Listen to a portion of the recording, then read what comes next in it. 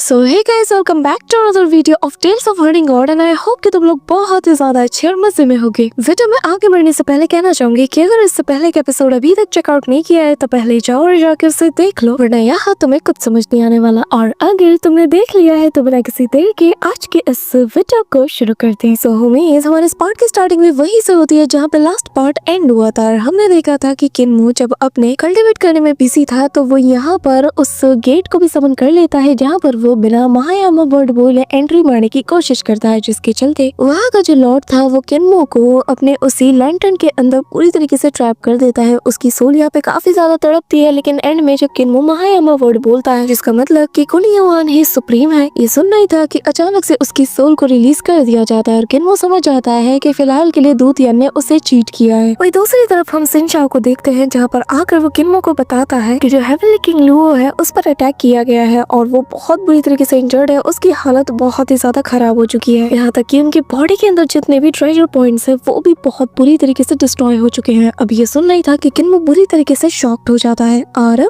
आगे हमारे इस पार्ट की स्टार्टिंग में हम यहाँ पर स्वॉर्ड मास्टर को देखते हैं जो कि काफी ज्यादा बुरी सिचुएशन में था और यहाँ पर अटकती हुई आवाज में कहता है कि प्लीज उसकी जान बचा दीजिए, उसकी जान इस वक्त जिंदगी और मौत के बीच में झूल रही है, हमें समझ नहीं आ रहा कि आखिर हम करे तो करे क्या। किन्मो यहाँ पर उसके साथ निकल पड़ता है सीधा किंग लियो की तरफ और जहाँ पे जैसे ही वो देखता है किंग लियो को तो वो पूरी तरीके से खून से लथपथ था। अब किन्मो ये देखते साथ ही उसके ट्रेजर पॉइंट्स को एक्टिवेट करने की कोशिश करता है कि तभी यहाँ पर किंग लियो की आँख खुलती है और वो किन्मो को देख कर कहता है कि सेक्ट मास्टर, किसी ने मुझे अपनी जाल में फंसाने के लिए हेवनली किंग कियान के कपड़ों का यूज किया, उनका भेष धारण करके मुझे अपनी तरफ खींच के ले गए और जब मैं वहां गया तो मुझे पता चला कि हमारे किंग कियान पहले ही मारे जा चुके हैं और उन लोगों ने ये सब कुछ किया तो बस हमारे इस सेक्ट के टेलीपोर्टेशन टेक्निक को चुराने के लिए। तभी किन्मो काफी ज्यादा रिग्रेट करता है, तभी उसे वो सीन भी याद आता है जब ओल्ड एडवाइजर ने ऑलरेडी किंग कियान को ढूंढने के लिए इन्वेस्टिगेशन शुरू कर दिया था और ये भी कहा था कि जो किंग कियान के डिसेंडेंट्स हैं उनको बहुत ही अच्छे से ट्रीट करना। किन्मो को तभी समझ जाना चाहिए था कि इसके साथ कुछ ना कुछ गड़बड़ है। यहाँ पे किन्मो को उससे पता चलता है कि जिस स्किल्स के जरिए से उस पर हमला किया गया वो असल में नांडुओ से बिलोंग करता है। ये सुनकर तो किन्मो को काफी ज्यादा गुस्सा आता है और तभी वो यहाँ पर किंग लुओ से कहने लगता है कि चिंता मत करो, आप नहीं मरने वाले, मैं आपको मरने नहीं दूंगा। ये कहते हुए जैसे ही वो उसे ट्रीट करने के लिए अपने हाथ को बढ़ाता है तभी हम देखते हैं कि किंग लुओ उसका हाथ रोक लेता है और कहने लगता है कि मैं जानता हूँ कि हमारे जो कल्ट मास्टर है वो शायद एक चमत्कारी फिजिशियन हो सकते हैं, लेकिन आप कितने ही ज्यादा कौशल क्यों ना हो, लेकिन आप मुझ जैसे अधमर इंसान को नहीं बचा सकते। तो कल्ट मास्टर बेहतर यही होगा कि आप अपनी एनर्जी को मुझ पे जाया ना करें। जो सुनकर किन्मो इमोशनल हो जाता है, रोते हुए कहने लगता है कि अगर आप मारे भी गए तो भी मैं सोल गाइड का यूज करूंगा ताकि मैं उसी नेदर वर्ल्ड से तुम्हारी सोल को वापस खींच लाऊं। जिस पर वो बताता है कि मेरे जो डिवाइन ट्रेजर है वो ऑलरेडी कोलैप्स हो चुके हैं, मेरा सोल भी बहुत हिस्सों में टूट चुका है और जिनके सोल की ऐसी हालत हो वो कभी भी नेदर वर्ल्ड में एंटर नहीं हो सकते। यहाँ पे ये सुनकर किन्मो को और ज्यादा बुरा लगता है, वो बहुत ज्यादा इमोशनल हो जाता है और यहाँ पे किंग लुओ के साथ बिताए गए सारे मोमेंट्स को याद करता है कि कैसे जब वो ट्रेनिंग के लिए डेमोनिक सेक्ट के अंदर आया था तो उसने कितनी ज्यादा उथल पुथल मचा दी थी।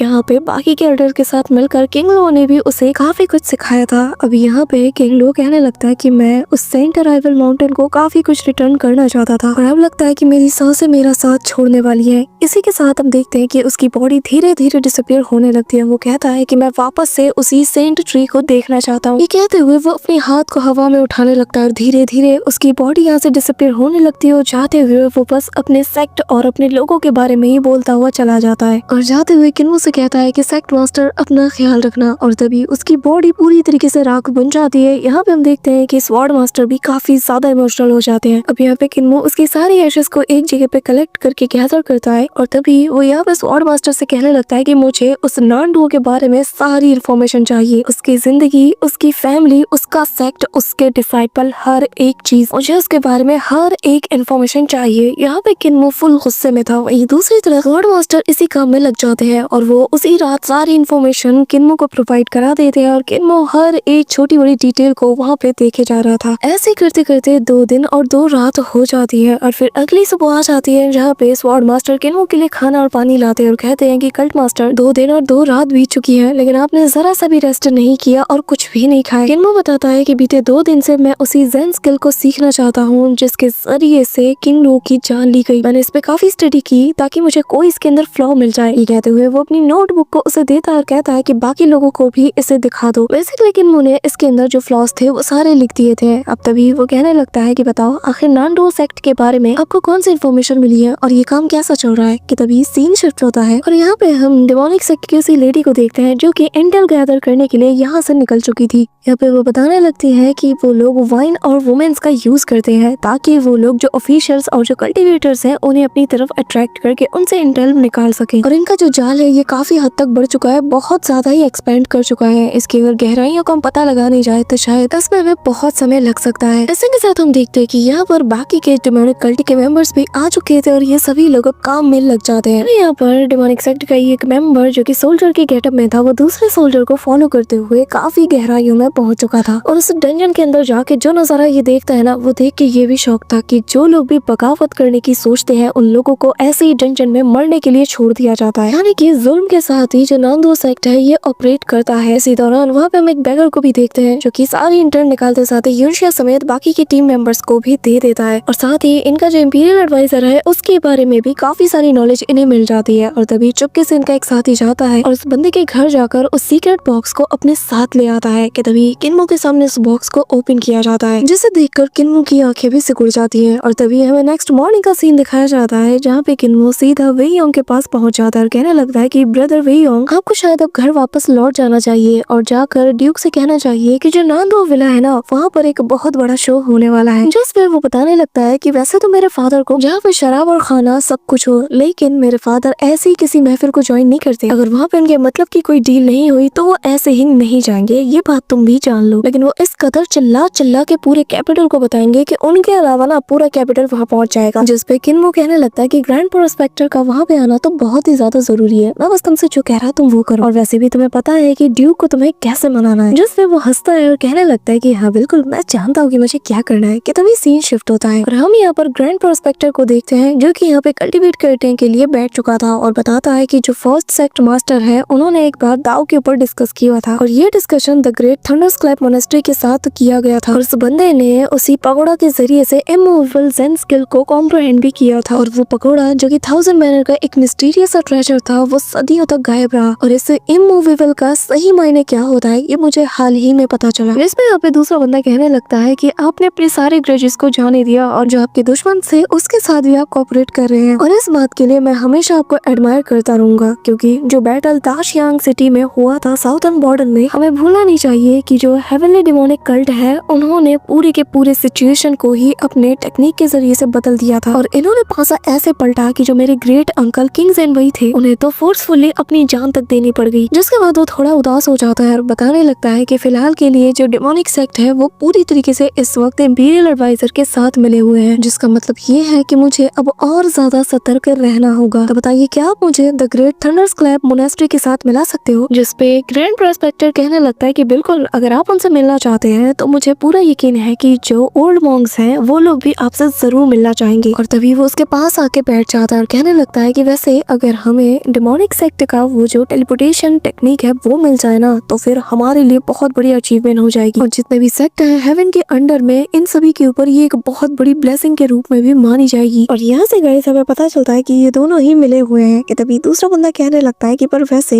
जो डिमोनिक सेक्ट है इनके 2 हेवनली किंग्स को हमने पकड़ा लेकिन दोनों ने ही अपना मुंह खोलने से मना कर दिया। जिसमें यहाँ पे ग्रैंड प्रोस्पेक्टर कहने लगता है कि ठीक है फिर अगर ऐसी बात है तो क्यों ना हम उनके जो नए कल्ट मास्टर है यानी कि सेक्ट मास्टर है उनका मुंह खुलवाएं। वैसे भी लड़का नया है, अभी नया सेक्ट मास्टर बना है तो इसे ट्रिगर करना शायद इजी होगा। और मुझे तो द ग्रेट थंडरस्क्लैप मोनेस्ट्री से खबर भी मिली है कि इनका जो नया सेक्ट मास्टर है वो असल में इंपीरियल कोड का नया ग्रैंड मास्टर है जो कि असल में उन्हीं ग्रेट रूइन से बिलोंग करता है जिन्हें की अपेंडेंट कर दिया गया है और जिसका नाम किन्मो है। अब यहाँ पे ये सुनते साथ ही वो बंदा बहुत ही बुरी तरीके से हैरान था और मन में कहने लगता है कि ये वो है। वो कहने लगता है कि मुझे सुनने में ये भी आया है कि ये जो बंदा है इसे तो खुद एम्प्रेस भी फेवर करती है, यहाँ तक कि यूशु के साथ भी इसके काफी क्लोज कनेक्शंस हैं और जिसका मतलब ये है कि जो इंपीरियल पीस है उसमें इन लोगों की दखल अंदाजी कुछ ज्यादा ही बढ़ चुकी है। इसी के साथ सीन शिफ्ट होता है और हम किन्मो को देखते हैं जहाँ पर स्वॉर्ड मास्टर उसे आकर बताने लगता है कि जो हेवनली किंग लू थे हमने उनकी इच्छा अनुसार उन्हें उसी सेंट ट्री के अंदर पूरी तरीके से दफना दिया है। वही दूसरी तरफ किन्मो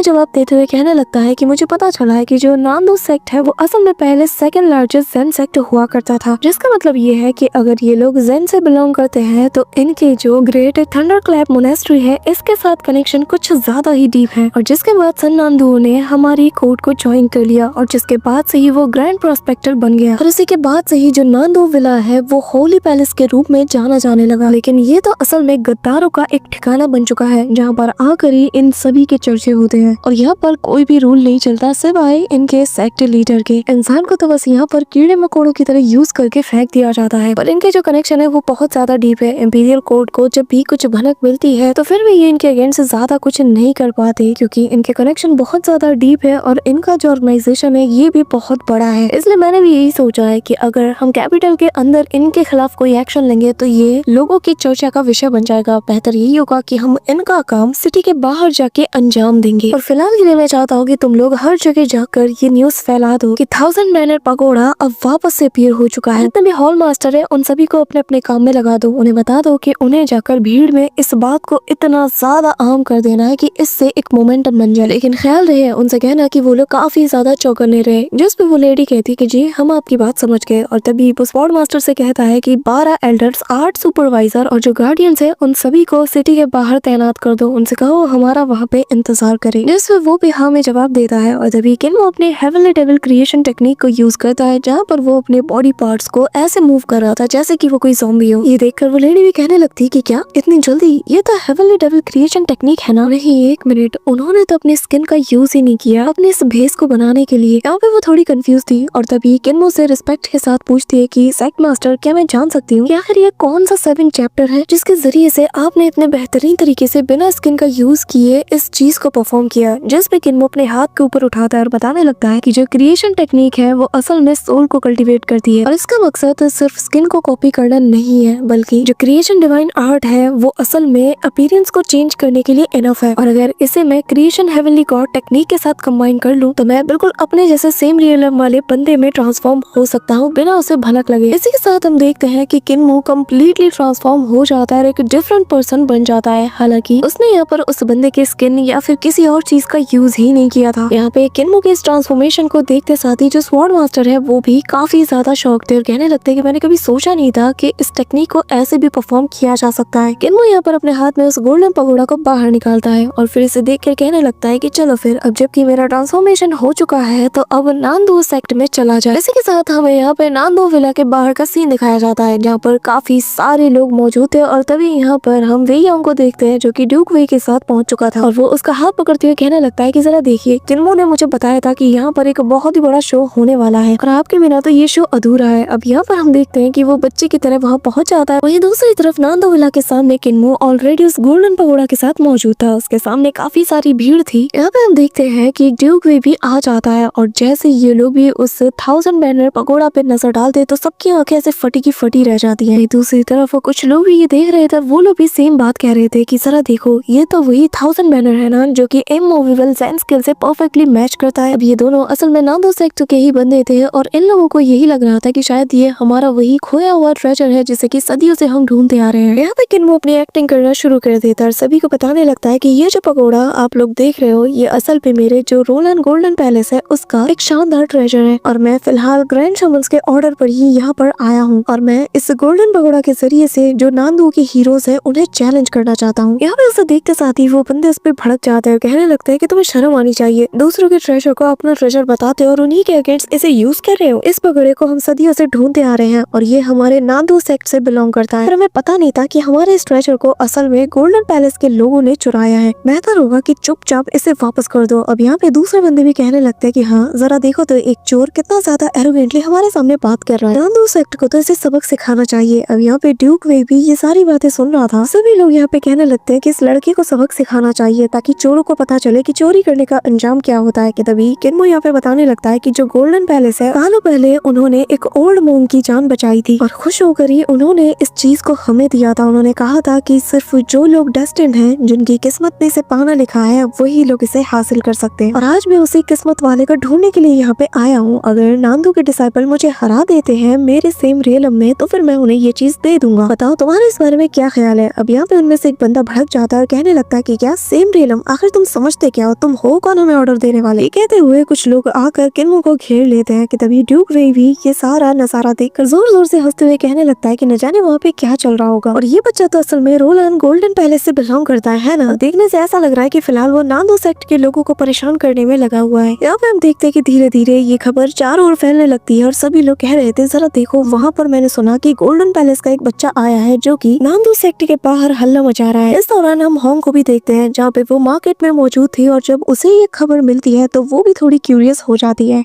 जिसके बाद वो यूनशिया को भी इस बारे में बता देती है। अब होंग यूनशिया उस तरफ जाने लगते हैं और तभी यहाँ पर इन्हें खबर मिलती है कि ड्यूक वेई भी वहीं पे मौजूद है। यहाँ पे हम देखते हैं कि यूनशिया भी अपने कमाल की एक्टिंग करना शुरू कर देती है और तभी वो यहाँ पे होंग से कहने लगती है कि शायद हमें लोगों को यहाँ से हटाना चाहिए या फिर मेरे ख्याल से हमें इस लड़के को यहाँ से मार के भगा देना चाहिए। पर मेरे ख्याल से अगर हम लोग यहाँ इन्वॉल्व होते हैं तो फिर लोगों को यही लगेगा कि इटर्नल पीस आर्मी दूसरों को बुली करती है, जिस पे मिस होंग कहने लगती है कि ऐसे कोई बात नहीं, वैसे भी नारुतो सेक्ट काफी ज्यादा पावरफुल है, वो इजीली इस लड़के को हरा देंगे इसके रूल्स के अकॉर्डिंग फाइट करके भी, और ये खुद ब खुद यहाँ से चला जाएगा तो हमें इस मामले में पढ़ने की जरूरत भी नहीं है। अब यहाँ पे नांदो सेक्ट के जो लोग थे उन्हें भी सभी लोग चेयर करते हैं कि हाँ इस लड़के को बता दो कि क्या होता है कि जब कोई ऐरा गहरा मुंह उठा के नांदो सेक्ट से भिड़ने आ जाता है। यहाँ पे हम देखते हैं कि ड्यूक वेई के सामने जो नांदो सेक्ट के लोग थे वो भी समझ जाते हैं कि ये लोग रूल को तोड़ नहीं सकते, अगर इस बच्चे को बहुत बेरहमी के साथ ये लोग मार दे तो फिर लोगों के सामने क्या बदनामी होगा। ड्यूक वेई जो कि फेमस ही है अपने बड़बोलेपन से, वो बहुत इजीली हमारी खबर चारों ओर फैला देगा। तभी यहाँ पे यांजिंग नाम का एक बंदा आगे आता है, कहने लगता है कि ठीक है फिर मैं तुम्हारे शर्तों पे तुमसे फाइट करूंगा और हमारे पगोड़े को हासिल करूंगा, और हाँ मैं फिलहाल 5 एलिमेंट रियलम पे हूँ। जिस पर यहाँ पे किन्मो भी बताने लगता है कि मैं रोलैंड्स गोल्डन पैलेस का पैंगोंग हूँ, और क्या बात है मैं भी 5 एलिमेंट्स रियलम में हूँ। यहाँ पे यांजिंग अपनी जेन स्किल को एक्टिवेट करता है, जिसे देखते साथ ही यहाँ पर जो वही होंगे वो काफी ज्यादा सरप्राइज था और कहता है कि अच्छा तो ये है वो लेजेंडरी इमूवेबल जेन स्किल। हाँ किन्मो भी यहाँ पे बहुत ही गौर से देखे जा रहा था और कहता है कि अच्छा तो ये वही स्किल है जिसके जरिए से 1000 ट्रेजर को 1000 सील में बदला जा सकता है और हर एक सील का एक डिफरेंट पावर और इफेक्ट है। इस दौरान हम यांजिंग को देखते हैं जो कि उस लोटस को अपने हाथ में पकड़ लेता है और जिसके बाद जैसे ही वो उसे यूज करता है यहाँ पे हम देखते हैं कि उसकी कल्टीवेशन भी इमीडिएटली बूस्ट हो जाती है और वो यहाँ पर अपने वज्र फॉर्म को भी एक्टिवेट करता है, जिसके चलते उसकी बॉडी काफी ज्यादा स्ट्रॉन्ग हो जाती है और ड्यूक वेई भी इस चीज को मेंशन करते हैं। यहाँ पे यांजिंग हवा में जंप करते साथ ही किन्मो पे हमला करने चाहता है, लेकिन किन्मो तो उसके अटैक से डॉज करते हुए सीधा एक मुक्का उसके पेट में रख देता है और उसका मुक्का इतना तगड़ा था कि एक मुक्के से ही यांजिंग को वो पूरी तरीके से मौत के घाट उतार देता है। यहाँ पे जो बाकी के सेक्ट के मेंबर्स थे वो जब ये नजारा देखते हैं वो लोग हैरान हो जाते हैं और कहते हैं कि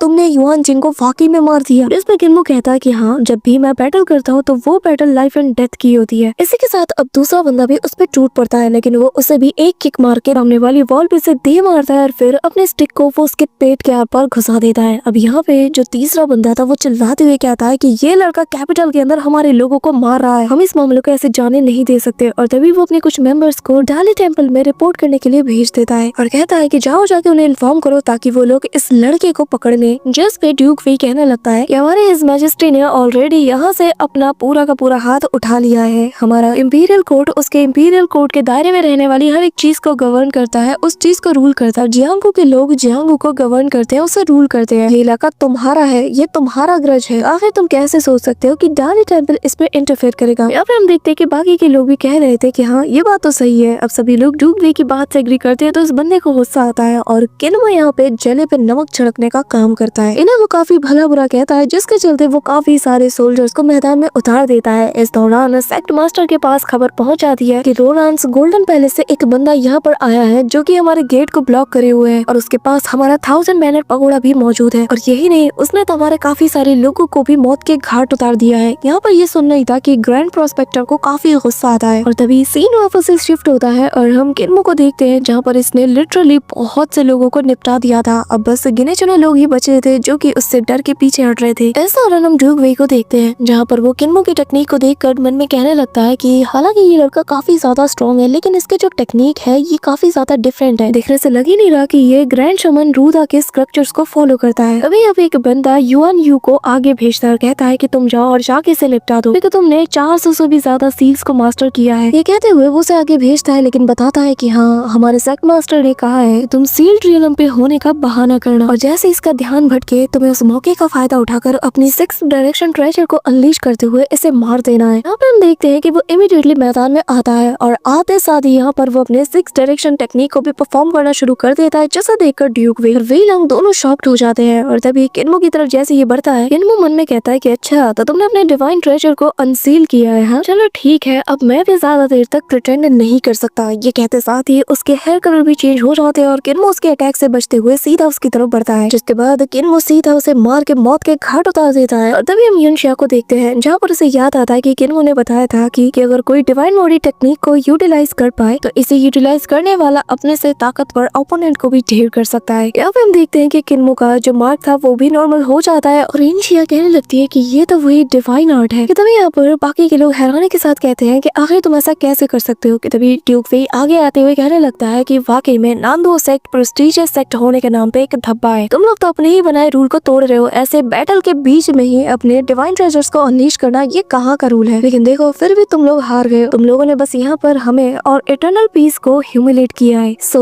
that's it for today guys. I hope कि तुम सबको आज की वीडियो काफी ज्यादा पसंद आई होगी। अगर हाँ, तो वीडियो को लाइक करना, चैनल पे नए हो तो सब्सक्राइब करना। तो मिलते हैं नेक्स्ट वीडियो में, तब तक के लिए बाय।